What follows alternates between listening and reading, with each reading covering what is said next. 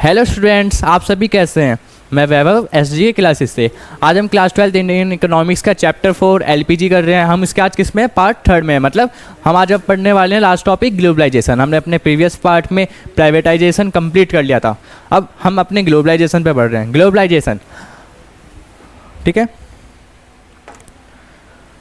Start करने से पहले हम अपने वर्ड का मतलब भी समझ लेते हैं। ग्लोबलाइजेशन का मीन्स होता क्या है। अब जो ये आपका वर्ड है, कौन सा वर्ड, ग्लोबलाइजेशन। ग्लोबलाइजेशन वर्ड से आपको समझ आ रहा होगा अपनी इकोनॉमी को दूसरे वर्ल्ड की इकोनॉमी से इंटीग्रेट करना, मतलब उनसे मिलाना या उनसे ज्वाइन करना। जैसे globalisation means interacting the economy of a country with the economies of the other countries under condition of few flows of trade and capital across borders. अब आप इसमें किसका शेयर करते हो, मतलब आप इसमें क्या आदान प्रदान करते हो, अपने गुड्स का या कैपिटल्स का, या आप ट्रेड करते हो, व्यापार करते हो, फ्लोज ऑफ गुड्स करते हो। जैसे आपने कुछ सामान मंगाया, कुछ भेजा, ये सब क्या हो रहा है, फ्री हो रहा है। अब ग्लोबलाइजेशन का एक मेन एम है, इसका हम जैसे मेरी समझ में भी जैसे एक ही एम माना जाता है कि नो लेस बॉर्डर्स। आपके क्या नहीं होनी चाहिए, एक भी बॉर्डर नहीं है पूरी कंट्री में। जैसे हम आज के समय में कुछ भी सामान कभी भी मंगा सकते हैं बाहर की दुनिया से, मतलब बाहर की दुनिया से अपने दूसरे कंट्री से। एंड कोई सी भी कंट्री हो गया, आपने कुछ सामान मंगाया, कुछ भी आप फ्रीली भेज सकते हो, मतलब आप पे कोई रेस्ट्रिक्शंस नहीं है आपको कोई बाहर भेजना है या कुछ आपको बाहर से मंगाना है। नेक्स्ट, ग्लोबलाइजेशन में be defined as a process. ये एक ऐसा प्रोसेस है विद इन इंक्रीज ओपननेस। ये क्या बढ़ाता है, हमारी इकोनॉमी की ओपननेस बढ़ाता है। Growing economic interdependence and depending economy integrating in the world economy. Economic reforms aim at integrating the Indian economy with the global economy. अब इस इकोनॉमिक रिफॉर्म का एम क्या था कि हमारी इकोनॉमी को क्या करा सके, दूसरी इकोनॉमी के साथ इंटीग्रेट करा सके, मतलब मिला सके। एज ए रिजल्ट इसका रिजल्ट क्या है, there will be unrestrict flow of goods, services, technology and enterprises between India and rest of the world. अब जो हमने सारी रेस्ट्रिक्शंस लगा रखी थी, जो भी हमने सारी बाधाएं लगा रखी थी इंपोर्ट और एक्सपोर्ट में, वो हमने क्या कर दी, सब हटा दी। उसकी वजह से हमारी अब जो flow of goods and services था वो हमारा बढ़ पाया था। And particularly it is expected that capital entrepreneurs will flow from the developed countries of the world towards India. अब ये हम मान रहे थे कि अब जितने भी हमारे एंटरप्रेन्योर्स हैं वो क्या कर पाएंगे, न्यू टेक्नोलॉजी अडॉप्ट कर पाएंगे, बिकॉज अब ग्लोबलाइजेशन आ चुका है। मतलब हम कुछ भी इंपोर्ट कर सकेंगे फ्री में। अब जो हमारे डेवलपिंग कंट्रीज़ हैं, जो हो चुकी हैं पहले से डेवलप हैं, उन पर न्यू टेक्नोलॉजी है, वो हमारी इंडिया में अब क्या कर सकती हैं, आ सकती हैं।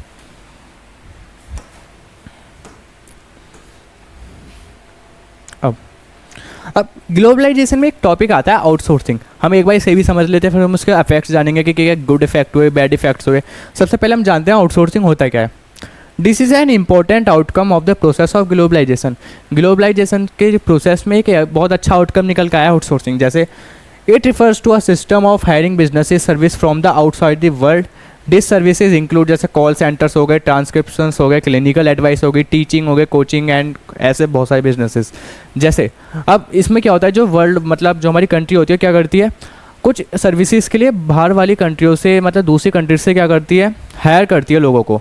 जैसे हमारा इंडिया इतनी अच्छी चीज़ का मतलब एग्जांपल है, आप कुछ भी कर सकते हैं। जैसे आपने लेबर मंगवा रहे हो, आपको लेबर चाहिए सब सस्ती। हमारे इंडिया में सबसे सस्ती लेबर मिलती है, स्किल्ड वर्कर्स मिलते हैं। इसलिए जो MNCs आती हैं हमारे यहाँ, इतनी MNCs क्यों आ पाती हैं, बिकॉज क्योंकि उन्हें लेबर सस्ती मिल जाती है, उन्हें ऐसे लेबर मिलती है जो उनके पास ज़्यादा स्किल्स हैं।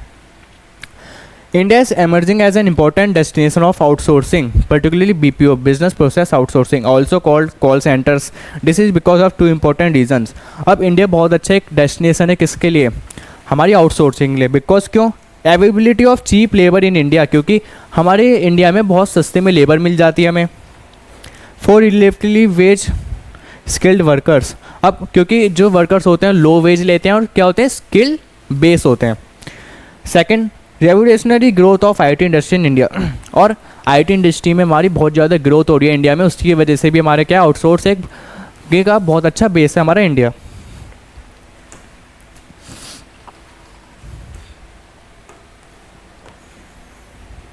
अब नेक्स्ट आता है हमारा policy strategies promoting globalisation of the Indian economy. अब ग्लोबलाइजेशन बढ़ाने के लिए कौन कौन सी पॉलिसीज हैं वो देखते हैं। सबसे पहले following are some important policy strategy have influence the process of globalisation. First, increase in equity limit of foreign investment. अब जो फॉरेन इन्वेस्टमेंट होती थी पहले हमने क्या कर रखा था, उनमें लिमिट लगा रखी थी कि आप इतनी कर सकते हो, बिकॉज हमें डोमेस्टिक अपने प्रोड्यूसर्स को बचाना था। लेकिन अब हमने उसकी लिमिट बढ़ा दी थी। अब आप जितनी फॉरेन इन्वेस्टमेंट हो सकते हो कर सकते हो, लेकिन लिमिट में। देखते हैं, equity limit of origin capital investment has been raised from the initial 40%। हमने क्या करा, 40% से बढ़ा दिया था। It now range between 51 to 100%। हमारी कैसी थी, पहले 40% की इन्वेस्टमेंट थी कि आप 40% क्या कर सकते हो, फॉरेन इन्वेस्टमेंट कर सकते हो। अब हमने उसे बढ़ा के कितना कर दिया था, 51 to 100% तक आप कर सकते हो। ठीक है। इन 47 हाई प्रायोरिटी इंडस्ट्रीज़, जो 47 हाई प्रायोरिटी इंडस्ट्रीज जो हमारी 47 मतलब फर्स्ट इंडस्ट्रीज आती हैं जिन्हें हमें प्रायोरिटी पे रखना होता है, for regional direct investment to the extent of 100% has been allowed without any restriction and red traps. अब उनमें कोई रेस्ट्रिक्शन नहीं थी, वो फॉरेन इन्वेस्टमेंट कितनी भी ले सकती हैं, मंगवा सकती हैं। Also been allowed for regional capital investment up to 100%। और वो क्या कर सकते हैं, रीजनल कैपिटल इन्वेस्टमेंट भी बना सकती हैं। मतलब इतना ज़रूर कोई रेस्ट्रिक्शन नहीं है आपको। अगर कोई मतलब लाइसेंस लेने है कैपिटल इन्वेस्टमेंट किसी से पूछना है, आप कुछ भी मतलब कितनी भी इन्वेस्टमेंट कर सकते हो 100% पूरी। Second, partial convertibility. अब कन्वर्टिबिलिटी का मीन्स क्या होता है, इसका मीन्स होता है किसी चीज़ को बदलना। जैसे देखते हैं, to achieve the objective of globalisation partial convertibility of Indian rupee has to been allowed for the following transaction. First, import and export of goods and services. Second, payment of interest of dividend, investment and remittance to meet family expenses is called partial convertibility because does not cover capital transaction. अब इसका means क्या होता है, आपने देखा होगा हम बाहर से कुछ भी सामान मंगाते हैं तो हमें कैसे पेमेंट करनी होती है, उन्हें डॉलर्स में। हमने कुछ भी अमेरिका से सामान मंगा रहे हैं, हमें क्या पेमेंट करनी होगी, डॉलर से। अब आप पे तो इंडियन रुपीज़ होता है। अब कई सारी हमारी ऑर्गेनाइजेशंस होती हैं सरकार के द्वारा ही मिलती है हमें कि आप अपने रुपीज़ को क्या कर सकते हो, चेंज कर सकते हो किस में, डॉलर्स में। अब ऐसा तो नहीं है कि आप उन्हें रुपये में दोगे वो आप क्या एक्सेप्ट कर लेंगे पेमेंट, नहीं। आपको पहले अपनी करेंसी किस में चेंज करनी होगी, उनकी करेंसी में। लेकिन ये लिमिट तक था। आप एक नहीं तो सारे लोग क्या करेंगे, जो अमीर लोग होते हैं, अपने हमें डॉलर्स दो, आप हमारी करेंसी रख लो, ऐसा नहीं होगा। लेकिन एक लिमिट तक थी, आप इतने कन्वर्ट कर सकते हो अपने इंडियन रुपीज़ को। अभी किस में काम आते थे, इंपोर्ट एक्सपोर्ट में काम आता था, पेमेंट में काम आता था, इंटरेस्ट की आपको पेमेंट करनी है, आपको रेमिटेंस भेजना है, मतलब कुछ भेजने, आपके फैमिली एक्सपेंसेस होते हैं वो भेजने हैं, वो आपके काम आते हैं कन्वर्टिबिलिटी में। बिकॉज कोई कैपिटल ट्रांजेक्शन नहीं होती, इसलिए। Partial convertibility refers to sale of purchase origin currency transaction at the market price. अब ये क्या होता है, सेल ऑफ परचेस होता है आपकी अपनी जो होम करेंसी है उसका।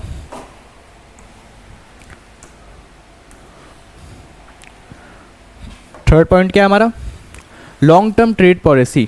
अब ये हमारी क्या थी, लॉन्ग टर्म ट्रेड पॉलिसी। जैसे इसमें क्या था, in conformity with economic reform origin trade policy enforce a longer duration nearly 5 implying that is a liberal policy.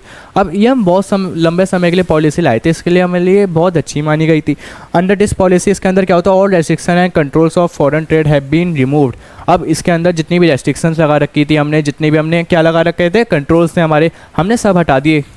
उसके वजह से क्या हुआ, ओपन कंपटीशन पैदा हुआ एंड एंकरेज हुआ। जो हमारी डोमेस्टिक इंडस्ट्रीज है उन्हें एंकरेजमेंट मिला कि हमें अपने आप में एडवांसमेंट लानी पड़ेगी। बिकॉज हमारे यहाँ बाहर से लोग आ रहे हैं, ट्रेडर्स आ रहे हैं, उनके पास न्यू टेक्नोलॉजी, या हमें भी अपने आप को क्या करना पड़ेगा, एडवांस करना पड़ेगा। Bearing some specific goods, most goods are trade free of restriction. अब ज़्यादातर गुड्स क्या हो सके थे, फ्री ऑफ रेस्ट्रिक्शन थे, मतलब उनको ट्रेड के लिए रेस्ट्रिक्शन नहीं था कि आपको ये नहीं बेच सकते। अब आप कुछ भी बेच सकते हो, लेकिन कुछ एक्सेप्ट चीज़ें थी। Fourth, protection in tariffs. अब हमने जो टैरिफ्स थी प्रोटेक्शन में, अब देखते हैं उसमें क्या होता है, in order to encourage competitiveness. अब कॉम्पिटिटिवनेस को बढ़ाने के लिए हमने क्या करा, जो टैरिफ बैरियर्स थे have been withdrawn of most goods traders between India and rest of the world. अब टैरिफ जितनी भी हम चार्जेस लगाते थे, हमने ज़्यादातर गुड्स हमने क्या कर दिए थे, उन पर हटा दिए थे, जिससे कॉम्पिटिटिवनेस बढ़ सके और हमारी डिमांड बढ़ सके। Fifth, withdrawal of quantitative restrictions. अब क्वांटिटिव रेस्ट्रिक्शंस को हमने क्या करा था, वो भी हटा दिया था। जैसे हमने कोटा बैरियर्स लगाए थे, वो सब हमने क्या कर दिए थे, हटा दिए थे। कि जो आप बाहर से गुड्स मंगाते हो, आप उसमें क्या करते हो, एक क्वांटिटी में मंगा सकते हो, हमने क्या करा, उसे हटा दिया। Since 2001 the quantitative restrictions on all imports items have been totally withdrawn. हमने 2001 में क्या करा, इन सबको हटा दिया था पूरी तरीके से।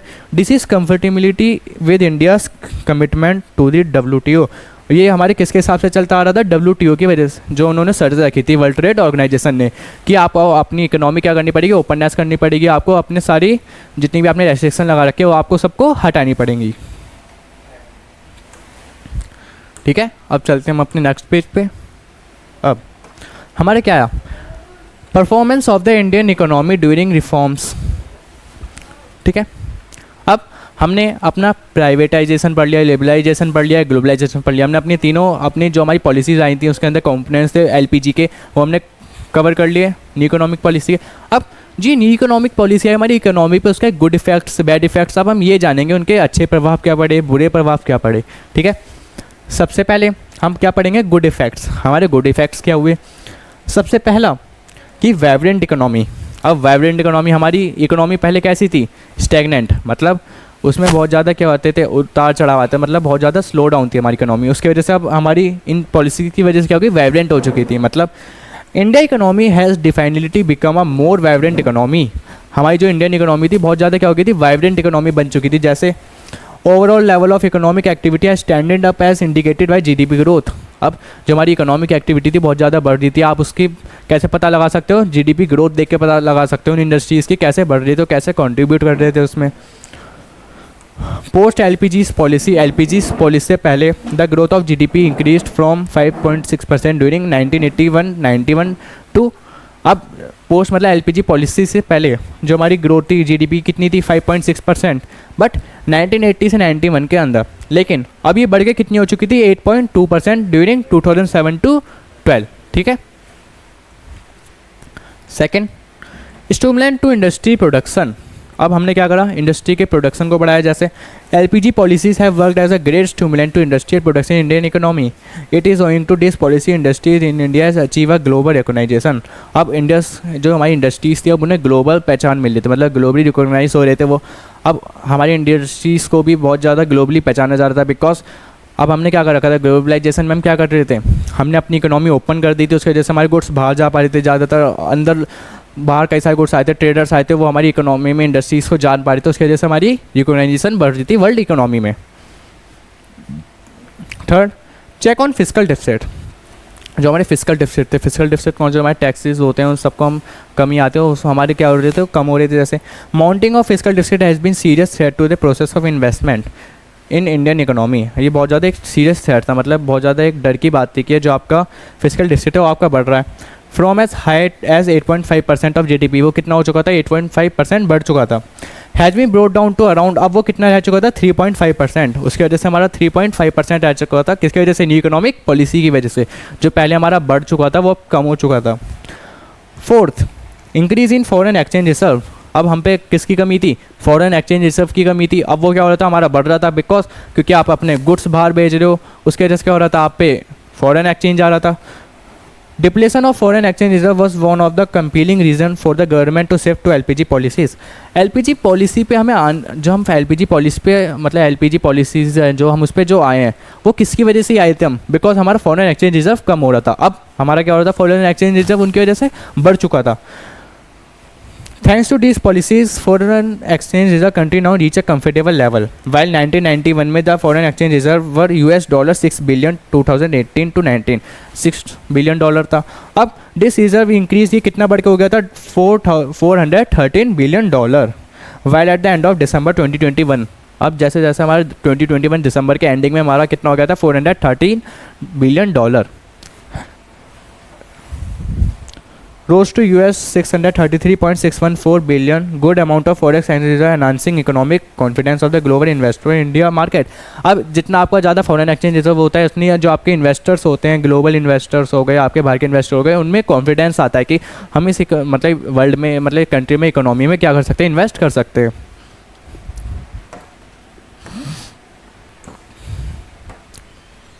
फिफ्थ, चेक ऑन इन्फ्लेशन, मतलब महंगाई को चेक करते हैं, देखते हैं क्या हुआ उसमें। और इनका greater flow of goods and service in economy, हमारा फ्लो ऑफ इकोनॉमी क्या बढ़ चुका था, गुड्स एंड सर्विसेज बढ़ चुके थे। Rate of inflation has been lowered. अब आपकी जो इन्फ्लेशन थी मतलब आपकी महंगाई थी वो क्या हो चुकी थी, अब गिर चुकी थी, मतलब अब कम होती महंगाई आपकी। इन दिस ईयर, कौन सी ईयर में, 2011 टू 12 से लेकर 2013 टू 14 तक inflation was the range of 6-9% per annum. हमारी इन्फ्लेशन का रेट कितना था, 6 to 9% per annum. Okay, for year 21 to 22 में देखा जाए तो हमारा कितना हो चुका था। RBI estimate reveal that inflation will move in range of 4.1 to 4.2% per annum. देखा कितना हमारा चेंज आया इसमें। It may be noted inflation leads to rise in interest rate implying a rise in the cost of investment, accordingly growth rate is hurdled. उससे हमारी क्या हो चुकी थी, इकोनॉमी बढ़ चुकी थी, हमारे इन्वेस्टमेंट जो इंटरेस्ट रेट था वो क्या हो चुका था, कम हो चुका था। Second, consumer sovereignty. अब सोवर्जिनिटी का मीन्स क्या होता है, वर्ड का मीन्स क्या है इसका, इस वर्ड का मीन्स है चॉइस। अब कंज्यूमर्स के पास चॉइस बहुत सारी थी, अब उसकी वजह से क्यों, क्योंकि अब हमारे यहाँ इकोनॉमी बिल्कुल ओपन थी, हमारे यहाँ गुड्स कई सारे नए आ रहे थे आप पे। अब कंज्यूमर ये सोचा कि अब हमारी वांट के हिसाब से गुड बन रहे हैं, जो हम चाहते हैं वो वाले गुड्स हैं, क्योंकि हम उन पे फ्री ऑफ चॉइस थी, वो कितने भी गुड्स चुन सकते हैं, क्योंकि हमारी इकोनॉमी में कई तरीके के गुड्स बन रहे थे। Consumer sovereignty has expanded over time, ये बढ़ती जाती है, जैसे कंज्यूमर है बढ़ती जाएगी उसकी चॉइस, हमें कुछ नया चाहिए, अब नया चाहिए, अब नया चाहिए, उसकी वजह से क्या हो रहा था, हम ऐसे हमें मिल रहा था, हमारे नए गुड्स आ रहे थे, नए गुड्स आते थे, क्योंकि टेक्नोलॉजी अपग्रेडेशन हो रहा था। This is evident from the fact that a large variety of goods and services from the diverse global market are now within the easy reach of the buyers. अब जो खरीदार होते हैं उनके पास हमारे गुड्स भी आसानी से पहुँच पा रहे थे, अलग अलग तरीके के गुड्स पहुँच पा रहे थे, उसकी वजह से हमारी क्या होती थी, डिमांड बढ़ रही थी, ग्रोथ बढ़ रही थी, उसकी वजह से are widely responding the consumers choice preference, consequently overall level of expenditure of the household tending to rise. उसके जो हाउस होल्ड के एक्सपेंडिचर होते थे वो भी क्या हो रहे थे, बढ़ रहे थे, implying an overall rise in the welfare status of the people. उसकी वजह से क्या हो रहा था, जो लोगों का स्टेटस था वो भी क्या हो रहा था, बहुत ज़्यादा बढ़ रहा था। Seventh, flow of private origin investment. अब जो प्राइवेट ऑरिजिन इन्वेस्टमेंट थी, जो प्राइवेट सेक्टर था, जो इन्वेस्टमेंट होती थी वो भी क्या हो रही थी, बढ़ रही थी। देखते हैं जैसे private religion investment has taken quantum jump after that occupation of LPG policies. LPG policy के बाद एकदम से क्वांटम जंप आया, मतलब 4 गुनी जंप आई, मतलब 4 गुना ज़्यादा इन्होंने क्या करा, इन्वेस्टमेंट पाई। This has been a matter of great relief government in view the fact, जैसे first domestic economy was not generating enough सफल री इन्वेस्टमेंट एंड। अब जो हमारी डोमेस्टिक कंट्री थी वो इतना सरप्लस नहीं जनरेट कर पाई थी कि वो री इन्वेस्टमेंट कर पाए, उसकी वजह से इंडियनियस टेक्नोलॉजी वॉज गेटिंग ऑब्सोलेट। और जो हमारी इनिशिएट जो हमारी टेक्नोलॉजी थी जो रखी हुई थी वो क्या होती है, ऑब्सोलेट हो रही थी, मतलब ख़राब होती जा रही थी। It is significant to note that private origin investment is often and complaint with innovative technology of production. जो हमारी प्राइवेट ऑरिजिन इन्वेस्टमेंट थी जो उनकी, उसकी वजह से क्या हो पाया था, हमारी क्या बढ़ पाई थी, टेक्नोलॉजी अपग्रेड हो पाई थी, उसकी वजह से री इन्वेस्टमेंट हो पाया, उससे हमारे से प्रोडक्शन बढ़ पाया। एट्थ, यूक्रेनाइजेशन of India has man emerging economic power. अब इंडिया किस में बदल के आ रहा था, अब हम किस रूप में आ चुके थे, एक इकोनॉमिक पावर के रूप में आ चुके थे, हमारी रिकॉग्नाइजेशन बढ़ गई थी, हमारी पहचान बन गई थी, हम एक इकोनॉमिक पावर हैं। It is owing the to LPGs policy consequent rise in the overall level of economic equity that India is now being recognised as emerging economic power in the world. अब हमारी economic power दिखती थी लोगों को। Ninth, a shift from monopoly market to competitive market. अब हम किस में बढ़ चुके थे, मोनोपोली मार्केट से कॉम्पिटिटिव मार्केट की तरफ। जैसे launch of LPG policy has cause a significant shift in the structure of the Indian markets. अब एलपीजी की वजह से हमारे इंडियन मार्केट का स्ट्रक्चर बदल चुका था। Indian market are now increasing shedding a most इम्पोस्टिक character and becoming a more competitive in natural. अब हमारे जो इंडियन डोमेस्टिक प्रोड्यूसर थे वो क्या हो चुके थे, बहुत ज़्यादा कॉम्पिटिटिव हो चुके थे, मतलब अब उनके सामने कोई भी आ जाए, मतलब कैसे गुड्स हो हम प्रोड्यूस कर लेंगे, हम कुछ भी कर लेंगे, कोई सी भी इकोनॉमी हो।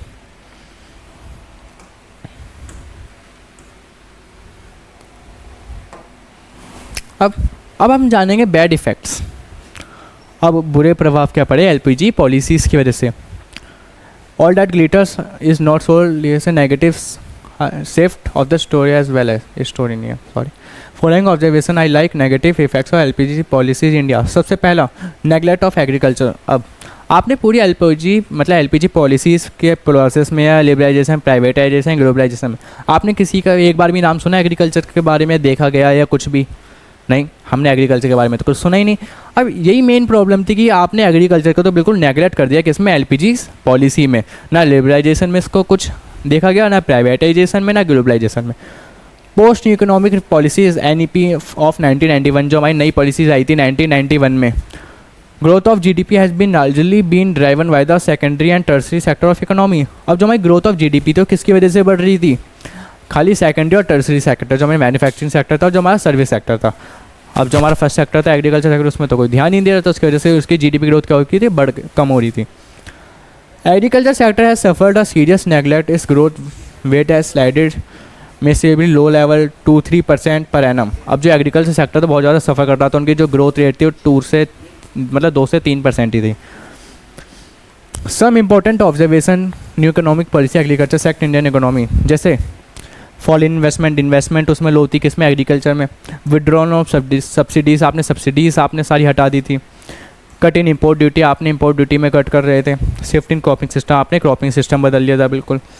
Second, slow down in industrial growth, आपकी जो इंडस्ट्रियल ग्रोथ था ज़्यादा क्या हो रहा था, स्लो डाउन हो रहा था। Because as India has removed quantitative and qualitative barriers on import, हमने इम्पोर्ट से क्या करा, क्वालिटेटिव या क्वांटिटिव बैरियर्स हटा दिए थे सारे, कोई रेस्ट्रिक्शंस नहीं थी। उसकी वजह से there has been cheaper imports industrial products which have replace the demand of domestic goods. अब डोमेस्टिक गुड्स जो हमारे थे उनकी रिप्लेस कर देते डिमांड क्या, फॉरेन गुड्स से, बिकॉज वो क्या होते बहुत ज़्यादा चीपर थे उसकी वजह से। The developing countries have to remove their barriers trade. However, the developed countries impose a higher tariff their import developing countries in the market. अब जो डेवलप्ड कंट्रीज़ होती हैं जैसे लाइक अमेरिका, रसिया, वो क्या है, अपने जो इम्पोर्ट टैक्सेस होंगे, इम्पोर्ट चार्जेस होंगे, क्या करेंगे, हाई रखेंगे, टैरिफ्स हाई रखेंगे। और वो लगाते किस में, हटवाते किसके हैं, जो डेवलपिंग कंट्रीज़ हैं उन्हें हटाने पड़ते हैं। इसकी वजह से हमारी जो इंडस्ट्रियल ग्रोथ थी वो ज़्यादा स्लो डाउन हो पाई थी, क्योंकि डोमेस्टिक प्रोड्यूसर्स के रिलेटिवली वो गुड्स क्या थे, चीपर थे।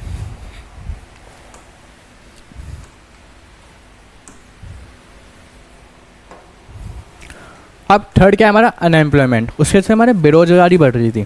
अब आपको कोई बेरोजगारी कैसे बढ़ रही थी देखते हैं। जैसे globalization has increase the influx of foreign investment and foreign technology. New technology has stimulated GDP growth. अब जो नई टेक्नोलॉजी थी वो जीडीपी ग्रोथ में तो स्टिमुलेट कर रही थी, बढ़ रही थी उसकी वजह से, लेकिन हमारी नई टेक्नोलॉजी थी वो हमारे जो देश के लोग थे, जो हमारी जनता थी वो क्या कर पाई, तो उस टेक्नोलॉजी को समझ नहीं पा रही थी, क्योंकि लोगों को इतनी टेक्नोलॉजी नहीं आती है समझ, क्योंकि वो तो काम जैसे करते आते नॉर्मली वैसे ही कर रहे थे। उसकी वजह से हमारे अनएम्प्लॉयमेंट बढ़ती थी, बिकॉज वो एजुकेटेड नहीं थे इतने, उन पर टेक्नोलॉजी इतनी जो न्यू मशीन से उन्हें चलानी नहीं आती थी। इट लेबर सेविंग टेक्नोलॉजी, अब जो लेबर सेविंग टेक्नोलॉजी मतलब लेबर ज़्यादा यूज़ ना करके टेक्नोलॉजी यूज़ करें, मशीनें आ गई थी। और into which I absorption of labour has reduce in the process of GDP growth. अब जो मशीन आ गई थी उनकी वजह से लेबर की क्या हो रही थी, जहाँ पे जहाँ लेबर चाहिए थे वहाँ पे क्या करना, लेबर हटा दी, क्योंकि अब तो मशीनें काम कर रही थी, उसकी वजह से अनएम्प्लॉयमेंट बढ़ रही थी। Economic policy has encourage disinvestment by the government is it is good so for it is use as a tool of load of the loss making assets. अब हमारा फोर्थ पॉइंट कौन सा है, डिसइन्वेस्टमेंट। अब हमने इन्वेस्टमेंट क्या कर रहे थे, डिस कर रहे थे, मतलब डिसइन्वेस्टमेंट अपनी इन्वेस्टमेंट को निकाल रहे थे। जैसे न्यू इकोनॉमिक पॉलिसी जो एंकरेज कर रही थी डिसइन्वेस्टमेंट बाय गवर्नमेंट, जो आपने गवर्नमेंट ने इन्वेस्टमेंट कर रखी है उससे आप क्या करें, हटा दें सारी। इट इज़ गुड, ये अच्छा तो था, लेकिन ये टूल कैसे यूज़ हो रहा था, load of the loss making assets. लेकिन हम इन्हें कैसे ले रहे थे, जो असेट्स थे हमारी लॉस मेकिंग असेट्स होती हैं, जैसे but when use as tool to manage physical deficit disinvestment highlighting inefficiency in the government as a manager of the government. अब ये जो भी हम डिसइन्वेस्टमेंट कर रहे हैं वो हमारी गवर्नमेंट की इनएफिशिएंसी को दिखाता है, उनके सिस्टम को दिखाता है, उनमें कितने इनएफिशिएंसी है काम को लेके, अगर वो डिसइन्वेस्टमेंट कर रहे हैं तो। Fifth, physical policy. अब हमारी फिजिकल पॉलिसी कौन कौन सी, जैसे owing to new economic policy, जैसे हमारी न्यू इकोनॉमिक पॉलिसी आई, physical policy of the government has come under a severe stress. अब जो हमारी फिजिकल पॉलिसी वो स्ट्रेस में आ चुकी है, मतलब उनमें कुछ प्रॉब्लम्स आने लगी। जैसे ड्यूरिंग द रिफॉर्म पीरियड, जो रिफॉर्म पीरियड था उसमें इंडिया ने रिड्यूस करे टैक्स रेट, उन्हें क्या करना पड़ा, अपने टैक्स रेट को घटाने पड़े। To induce people to pay tax, prevent tax evasion, but this has not yielded anticipated result, tax net continues small tax revenues continue to be low. अब छोटे छोटे टैक्स आते थे, उसकी वजह से क्या होता था, हमारा जो टैक्स रिवेन्यू होता था वो बहुत ज़्यादा कम हो गया था। This has stepped public expenditure on social welfare. This reform period also marked a reduction in tariff rates, custom duties, containing the option of government to additional revenue from this sources. अब उन पर कोई sources का साधन तो नहीं था कि हम दूसरे जगह से ले पाएँ। अब हमारा टैक्स रेट भी क्या होता है, धीरे धीरे मिल, मतलब छोटे छोटे रेट्स में मिल लेते, और वो बहुत ज़्यादा कम था। उसकी वजह से हमारी जो कंट्रीज़ थी, हमारी मतलब जो सरकार थी, उसकी फिजिकल पॉलिसी में बहुत ज़्यादा प्रभाव पड़ा। Six, loop sided growth process. अब लूप साइडेड ग्रोथ प्रोसेस का मतलब क्या होता है, LPG has accelerated the growth process of Indian economy. LPG ने हमारी इकोनॉमी को एक्सीलरेट तो करा जीडीपी ग्रोथ में, but it is loop sided, लेकिन बहुत ज़्यादा अलग थी। It is not an inclusive growth process, ये इतनी ज़्यादा ग्रोथ प्रोसेस नहीं थी कि जितनी हम चाहते थे। It does not include all the sector of economy, instead it increasingly relying on service sector of the economy, because इसमें सारे हमारे इंडियन सेक्टर्स को तो इंक्लूड करेंगे, एग्रीकल्चर सेक्टर को तो बिल्कुल नेगलेक्ट कर देते। हमारी इकोनॉमी किस पर डिपेंड थी ज़्यादातर, पूरे सर्विस सेक्टर पे।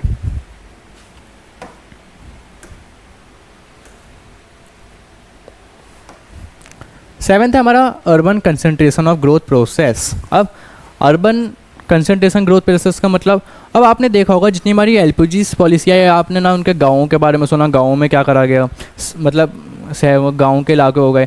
आपने देखा होगा हमारी इंडस्ट्रीज़ मतलब शहर के इलाके, उसमें सारा कंसंट्रेशन है। LPG policies have resulted in the concentration of growth process in urban areas. अब जो एलपीजी पॉलिसीज़ थी उनका कंसंट्रेशन सारा कहाँ था, जो अर्बन हमारी कौन सी अर्बन एरियाज़ होते हैं, मतलब शहर के इलाके होते हैं, उनकी जीडीपी ग्रोथ पे कंसंट्रेशन था कि उनकी ग्रोथ प्रोसेस कैसे करी जाए। Think of any MNCs you will hardly find in trace to rural area of the country. हमें बहुत मुश्किल था ढूंढना कि जो एमएनसीज हैं वो किसी आपको रूरल एरिया में दिख जाए। 8th, अब नेक्स्ट पॉइंट कौन सा आता है हमारा, इकोनॉमिक कॉलोनिज्म। अब इकोनॉमिक कॉलोनिज्म का मीन्स क्या होता है, India suffer nearly 200 years of political colonialism during the British rule. अब इकोनॉमिक कॉलोनिज्म का मतलब होता है हमने 200 साल तक क्या करा था, ब्रिटिश रूल को सहा था। उसके वजह से क्या होता है, उनका कल्चर हमने अडॉप्ट करा था, उन्होंने अपनी क्या कर ली थी, हम पे बहुत ज़्यादा डिमांडें मंगवाई थी। उसकी वजह से now while MNCs are expanding their economic control we might suffer a sort of economic colonialism implying a situation where MNCs are exploiting the Indian market to sell their products and in process domestic producer are marginalised owing to their poor quantitative strength. अब जो MNCs है वो भी जो पहले के समय में जैसे ब्रिटिशर्स ने करा था वही कर रहे हैं यहाँ के। अब आपने देखा होगा धीरे धीरे हम किस में अडॉप्ट हो रहे हैं, मतलब हम भी क्या कर रहे हैं, वेस्टर्न कल्चर को क्या कर रहे हैं, अडॉप्ट कर रहे हैं। वेस्टर्न कल्चर को जैसे हम अडॉप्ट कर रहे हैं, हमें आप देखोगे कस्टमर्स को क्या चाहिए, नई नई वेस्टर्न ड्रेसेस चाहिए, नए नए ट्रेंड चाहिए। आज ये ट्रेंड है तो हम इसमें जाएंगे, इसमें चाहिए, अब ये न्यू ट्रेंड चाहिए। ये क्या दिखाता है, हमारे वेस्टर्न कल्चर को दिखाता है। अब हमने क्या करा, जैसे ब्रिटिशर्स आए थे हमने उनको अडॉप्ट करा था, ऐसे हम उनके वेस्टर्न कल्चर को अब दोबारा अडॉप्ट कर रहे हैं। अब यही डर बना रहता है कि जो एमएनसीज आ रही हैं नई नई, मतलब बाहर से लोग आ रहे हैं, वो हमारी इकोनॉमी में दोबारा से कॉलोनिज्म ना ला दें, हमने पहले की तरह ना हो जाए कि हमने दोबारा ब्रिटिशर्स के अंडर आ गए। अब उसकी वजह से हमारी जो डोमेस्टिक कंट्री मतलब प्रोड्यूसर्स हैं वो भी थ्रेट में रहते हैं, उन्हें भी मजबूरन वो प्रोडक्ट सेल करने पड़ते हैं, बिकॉज उनकी क्या होती है, कॉम्पिटिटिव स्ट्रेंथ बहुत ज़्यादा पुअर है, मतलब बहुत ज़्यादा उनमें कॉम्पिटिटिव स्ट्रेंथ अभी इतनी पैदा नहीं हुई है कि वो क्या कर सकें, उनके ना बेच के अपने बेच सकें goods. 9th, spread of consumerism. अब हमने क्या कहा, कंज्यूमरिज्म को बढ़ाया, जैसे spread of MNCs in the country as a consequence of LPG policy has resulted in a large scale spread of consumerism। अब MNCs जो होती है हमारे इकोनॉमी में आ रही थी किसकी वजह से, LPG पॉलिसीज़ की वजह से, उसकी वजह से हमारे ज़्यादा कंज्यूमरिज्म का ज़्यादा बहुत ज़्यादा फैल रहा था। होता क्या है, a variety of a global brand in the market has induced the masses और बिकम थ्रिफ्ट। अब हम किसकी तरफ बढ़ चुके थे, अब हमारे नए नए ट्रेंड्स आए थे, नए नए ब्रांड्स आ रहे थे, नए नए गुड्स थे। अभी किसकी तरफ बढ़ चुका था, स्पेंड थ्रिफ्ट के, मतलब स्पेंड थ्रिफ्ट क्या होता है, ऐसा डर कि आप अब खर्चे पे बढ़ गए, आप जितना बहुत ज़्यादा क्या करोगे, खर्चे करोगे उन गुड्स पे। Going to beyond there means the Indian society adapting itself the western culture of spending through borrowings. अब हम वेस्टर्न कल्चर की तरफ बढ़ चुके थे, इसमें यही बताया गया कि अब जो इंडियन लोग होते हैं वो क्या करते हैं, अपने शौक़ को पूरा करने के लिए चीज़ें लेने के लिए अब उधार का सहारा भी लेते हैं, बोरिंग्स कर लेते हैं, मतलब उधार ले लेते हैं चीज़ों को खरीदने के लिए भी। This may expand size of the market of the traders and the manufacturers, but certainly enhance vulnerability the household consumers। अब ये हाउस होल्ड कंज्यूमर्स की बहुत बुरी चीज़ है, बिकॉज क्योंकि अब तो उधार लेके भी आप सामान खरीद रहे हो, ये तो गलत है, उन पर क्या पड़ेगा, प्रेशर बनेगा इन चीज़ का। इसी को क्या करते हैं हम, स्प्रेड ऑफ कंज्यूमरिज्म, मतलब कंज्यूमरिज्म ज़्यादा फैल रहा है। आप जो लोग हो रहे हैं क्या कर रहे हैं, बहुत ज़्यादा खर्चे कर रहे हैं गुड्स के लिए। अब ये खर्चे भी कैसे, बोरोइंग्स को लेके, मतलब वो उधार लेके खर्च कर रहे हैं। नेक्स्ट पेज पे चलते हैं। अब ये आपका चैप्टर में एक टॉपिक और है, डिमोनेटाइजेशन और जीएसटी। अब हम एक ये मतलब पेपर में इतने आते नहीं, लेकिन हम इन्हें पढ़ लेते हैं क्या होता है वैसे डिमोनेटाइजेशन का मीन्स। अब डिमोनेटाइजेशन का मीन्स हमारे क्या था, आपने सबने देखा होगा कि नोटबंदी हुई थी। अब हमें यही पढ़ना है कि ये कब हुई थी, कैसे हुई थी, इसका एम क्या था, बस इतना ही हमें जानना है। Demonetization refers to the process by which a legal tender states of particular currency until withdrawn by the government or central bank। अब इसका मतलब क्या होता है, डिमोनेटाइजेशन का मीन्स होता है एक ऐसा प्रोसेस जिसमें हमारा लीगल टेंडर स्टेटस, मतलब एक जो करेंसी का लीगली हम उसे एक्सेप्ट करते हैं, वो हम क्या कर देते हैं, बंद कर देते हैं। अब ये करेंसी किसके द्वारा हुई जाती है, गवर्नमेंट या सेंट्रल बैंक, जो सेंट्रल बैंक या गवर्नमेंट है ये कर सकते हैं ऐसा। This means that the affected currency notes coins case to be recognized as valid for transaction typically replaced by new currency units। अब इसमें क्या होता है, जो हमारी जो एग्जिस्टिंग कौन सी थी करेंसी या नोट्स हो गए या कॉइन्स हो गए, उनकी वैलिडिटी हट जाती है, उसको किसको रिप्लेस कर लेती है, जो न्यू करेंसी होती है उसको। अब इसका ऑब्जेक्टिव क्या था? Government often undertake demonetisation with सर्वल objective, कुछ इनके माइंड है curbing black money, black money को इकट्ठा करना, जितना भी ब्लैक मनी है वो सामना बाहर आ सके। One of the primary objective crack down the uncounted black money which is held in cash. Combating counterfeit currency, demonetization can help reducing circulation of counterfeit currency which undermines integrity of monetary system। ऐसा money जो हमारे गिनती में ही नहीं है currency. Promoting digital transaction, digital transaction को बढ़ावा देने के लिए, ऐसा भी इसलिए भी। रिड्यूसिंग करप्शन, करप्शन कम हो सके उसकी वजह से भी हमारी डिमोनेटाइजेशन को लाया गया था। अब इसका इम्पैक्ट क्या पड़ा? सबसे पहला इम्पैक्ट जानते हैं हम किस पे, इकोनॉमिक पे क्या पड़ा। इकोनॉमी पे हमारा कौन कौन से इम्पैक्ट पड़े? एक तो शॉर्ट टर्म डिस्टर्बेंस हुआ, मतलब थोड़े समय के लिए हम डिस्टर्ब हुए थे, सब लाइन में लगते थे, उसकी वजह से हमारी थोड़ी ट्रांजैक्शंस में भी असर आया, उसकी वजह से क्या होते थे, हमें थोड़ी परेशानियाँ होती थी। Demonetization after lead temporary disturbance economic activities, particularly in sectors heavily reliant on cash transaction such as agriculture, small businesses, informal sector। अब जो एग्रीकल्चर से रिलेटेड करते हैं, इन्फॉर्मल सेक्टर हो गया, कुछ फॉर्मल सेक्टर हो गया, उन्हें थोड़ी दिक्कतें आई थी, लेकिन ये कुछ समय के लिए थी। लॉन्ग टर्म इफेक्ट क्या था? It can potentially lead to formalization economy, increase tax compliance, shift towards digital transactions. अब हमारे यहाँ डिजिटल ट्रांजैक्शंस बढ़ गई थी। आज के समय कुछ लोगों को अभी भी क्या होती है, डिजिटल ट्रांजैक्शन करने में दिक्कत होती है, कुछ लोग तो करते नहीं है कि हमें इसमें नहीं करना, इसी को हम क्या होता है लॉन्ग टर्म शिफ्ट बोलते हैं कि लॉन्ग टर्म चेंज हो गया। Social impact, impact of daily lifes, हमारे जो डेली लाइफ थी, मतलब जो रहन सहन का तरीका था रोज़ का, वो थोड़ा बदल चुका था। इंडिविजुअल रिलाइंग कैश, जो हम कैश पे डिपेंड रहते थे कि जो हमारे कैश से हमारा काम चलेगा, ट्रांजेक्शन में face challenge during this transaction period. अब उस पीरियड में उन्हें बहुत थोड़ी दिक्कतें हुई थी ज़्यादा। इंक्लूजन इन एक्सक्लूजन, मतलब demonetization effect marginalized communities have limited access to banking service और डिजिटल पेमेंट्स। अब जिन पे लिमिटेड एक्सेस था, जिन पे यही नहीं था कि हम डिजिटल ट्रांजैक्शन कैसे समझें, कैसे करें बैंकिंग ट्रांजैक्शन, जो करते ही नहीं थे, उन्हें भी दिक्कतें आई। Political impact, demonetisation decision can have significant political repercussion influencing public perception electorals. अब उसकी वजह से हमारी पॉलिटिकल में भी बहुत सारे चेंजेस देखे गए कि आपने देखा होगा हमारे पॉलिटिकल लीडर्स भी कितने सारे होते हैं कि उन पे ब्लैक मनी पाया गया था, उसमें भी कुछ अफरा तफरी मची थी। उसकी वजह से क्या होता है, हमारा डिमोनेटाइजेशन बहुत ज़्यादा फ़ायदेमंद माना गया था। यही हमारी सरकार की पॉलिसी डिमोनेटाइजेशन थी। उसकी वजह से हम इसे क्या बोलते हैं, हम नोटबंदी। अब आई होप आप सभी को ये चैप्टर समझ आएगा। ये चैप्टर हमारा यहाँ पे ख़त्म हो चुका है, हमारी इस बुक की यूनिट 2 आज कंप्लीट हो चुकी है। हम अपनी यूनिट 3 में 2 चैप्टर मनी और बैंकिंग, हम उसे भी 2 चैप्टर कंप्लीट कर लेंगे 2 वीडियोस में। मनी और बैंकिंग बहुत जल्द वीडियो आ जाएगी, ये वाली भी। आई होप आप सभी को ये चैप्टर समझ आ गया होगा। अगर आपको इस चैप्टर में कुछ भी डाउट लगे, आप मुझसे कमेंट्स में पूछ सकते हैं, मैं आपको उस पर मतलब एक वीडियो बना दूँगा या आपको समझा दूँगा। ऐसी और मोर वीडियोज़ के लिए हमारे चैनल को सब्सक्राइब करें एंड ज़्यादा से ज़्यादा शेयर करें। And bye.